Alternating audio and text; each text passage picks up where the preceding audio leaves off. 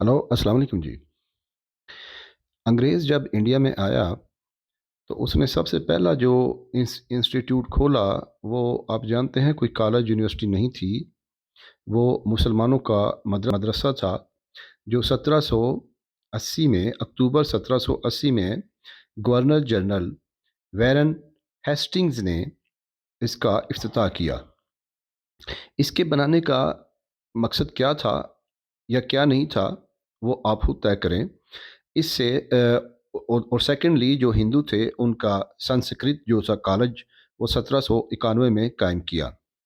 इसके 77 बरस बाद अंग्रेज़ों ने modern university system of India में कायम किया, जो 1857 में कुछ यूनिवर्सिटीज़ का इफ्तिताह किया या क्या इस्टेब्लिश किया।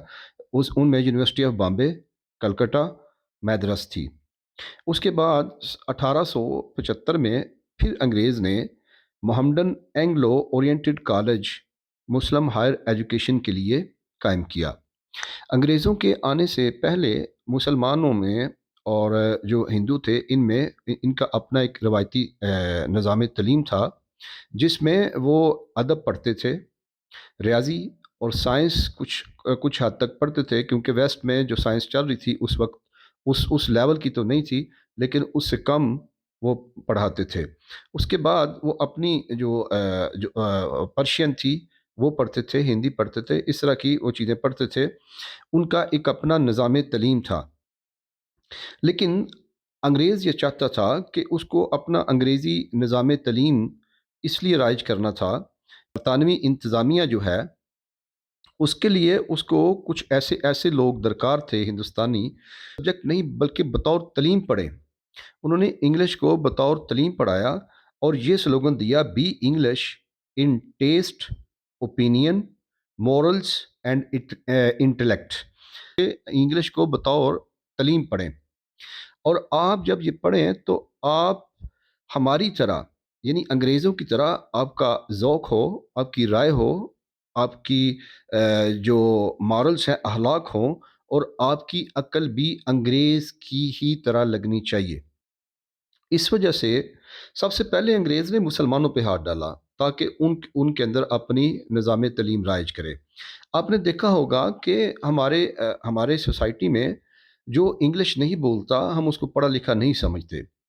जबकि दुनिया में कितने 8 बड़े ममालिक हैं जिनकी लैंग्वेज बोली जाती है, जिनमें जापान है, French, German, Spanish, Italian, Russian और चाइनीज़।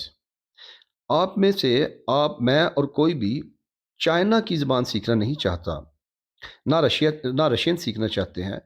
फ्रांस और जर्मनी तो हर कोई जाना चाहता है, लेकिन उनकी फ्रेंच और जर्मन बोलते को बंदा फ़ख्र महसूस नहीं करता।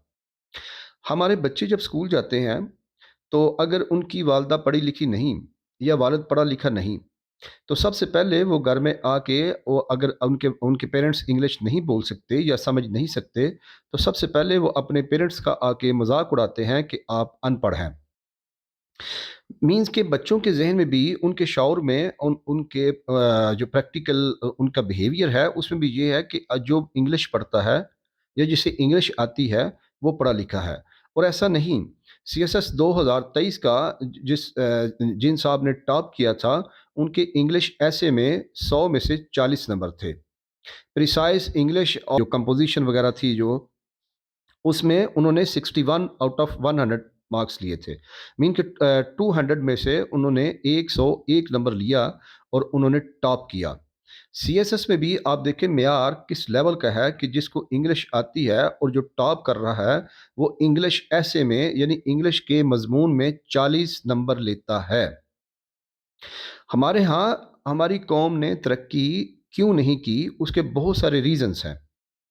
रीज़न नंबर वन ये है कि जिस कौम को कहा जाए कि आपको अपनी ज़बान में बात नहीं करनी, आप किसी की ज़बान में बात करें। नंबर दो, आपको लिबास अपना नहीं पहनना, आपका लिबास गंदा है, आप घटिया लिबास पहनते हैं, आप हमारा लिबास पहने। आप खाना ऐसे खाते हैं जैसे बेवकूफ़ लोग खाते हैं, आप खाना ऐसा खाएं जैसे हम खाते हैं। आप चलें ऐसे जैसे हम चलते हैं, आप शूज़ वैसे पहने जैसे हम पहनते हैं। آپ نے امامہ یا کلا یا کیپ جو پہنی ہے، آپ جاہل ہیں، آپ اس کو اتاریں، آپ ہمارا ہیٹ پہنیں، آپ ہماری پی کیپ پہنیں۔ یہ ایک لمبی فہرست ہے جو ہمیں برٹش ایسٹ انڈیا کمپنی نے 1780 میں دینا شروع کی، اور آج تک ہمارے خون میں، ہماری نسلوں میں وہ اثرات کر چکی ہے۔ کسی کا کلچر اڈاپٹ کرنا، آپ جب کسی کو کہیں گے کہ آپ ان کا کلچر اڈاپٹ کریں، ہم اپنی سوسائٹی میں دیکھتے ہیں کہ ایک فیملی کا اپنے گھر کا ایک کلچر ہے، وہ دوسری فیملی سے کلچر لینا پسند نہیں کرتی۔ یہاں پوری کی پوری قوموں نے یہ اڈاپٹ کیا ہوا ہے۔ ہمیں یہ ثابت کرنا پڑتا ہے، مجھے ثابت کرنا پڑتا ہے، آپ کو ثابت کرنا پڑتا ہے، جب ہم کو گفتگو کرتے ہیں تو ہمیں انگلش کو ساتھ لینا پڑتا ہے۔ اگر ہم انگلش کو ساتھ نہیں لیتے تو ہمیں ایسا فیل ہوتا ہے کہ لوگ ہمیں جاہل کہیں گے، یا لوگ کہیں گے اس کے پاس علم کم ہے۔ آپ نے پریس کانفرنسز میں دیکھا ہوگا، آپ نے بیوروکریسی کو بات کرتے دیکھا ہوگا، آپ نے کسی بھی ایلیٹ کلاس کو بات کرتے دیکھا ہوگا، آپ نے بزنس مین کو بات کرتے دیکھا ہوگا، وہ اپنی اردو میں انگلش شامل کرتے ہیں۔ ہم اپنے بچوں کے ساتھ گھر میں جب اردو بولتے ہیں تو ہم فخر محسوس کرتے ہیں۔ اگر میں پنجابی ہوں تو میں گھر میں پنجابی کا بولنا، میرا بچہ اگر پنجابی بولتا ہے تو میں اس کو بدتمیز کہتا ہوں۔ ہم اس قدر نفسیاتی الجھ چکے ہیں کہ ہماری جو مادری زبان ہے، جس میں ہم گالم گلوچ دیتے ہیں، جس میں ہم بیویوں کے ساتھ لڑتے ہیں، جس میں ہم روڈ پہ جھگڑا کرتے ہیں، ہم جس پہ شاؤٹنگ کرتے ہیں، جس لینگویج پہ وہ ہماری مادری زبان ہوتی ہے، ہم اس میں دیکھیں رسول اللہ صلی اللہ علیہ وسلم نے بھی عبرانی زبان ایک صحابی کو سیکھنے کا حکم دیا تھا۔ آپ زبان سیکھ سکتے ہیں، آپ کسی کے کلچر سے اچھی چیزیں اڈاپٹ کر سکتے ہیں، لیکن اپنے کلچر میں، ایگزسٹنگ کلچر میں رہتے ہوئے ہم نے کیا کیا؟ ہم نے اپنا مکمل کلچر جو تھا، ہمارا پہناوا، ہماری زبان، ہماری گفتگو، ہماری باڈی لینگویج جو ہے، انٹائرلی ہم نے کاپی کی اور آج تک کاپی کر رہے ہیں۔ انگلش جب دنیا کا سارا نظام ویسٹ نے سنبھالا ہوا ہے تو ظاہر ہے ان کا نظام بھی ان کی ہی زبان میں چلے گا۔ کسی کی زبان سیکھنا اور کر سکتے ہیں، ذریعہ روزگار کے لیے یوز کر سکتے ہیں، لیکن آپ اس کے لیے اس کو ادب کا معیار، اگر آپ کو انگلش نہیں آتی تو آپ پڑھے لکھے نہیں ہیں۔